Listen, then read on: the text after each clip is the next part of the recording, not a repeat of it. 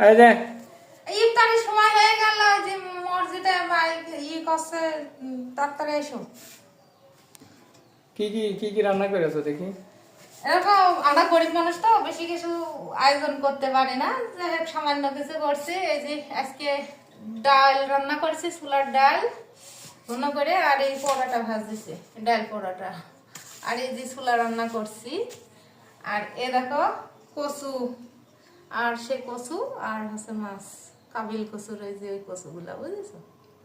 তরকারিটা সেই হয়েছে, কেমন যাই হোক, হয়েছে? ভালো হয়েছে। ইফতারের পরে সকাল সকাল ভাত না খাইলে মাথায় ধরো কাজ করবে না, যে পরিমাণ খিদে লাগছে। আর শরবত গুলাও নেই। এই তো মিশ্রি আর গ্লুকোজ দিয়ে শরবত করছি, এর ভিতরে আছে। তো এই হচ্ছে আমাদের আজকের ইফতারির আয়োজন। আপনাদের কাছে কেমন লাগলো অবশ্যই কমেন্টে জানিয়ে দেবেন। আল্লাহ হাফেজ।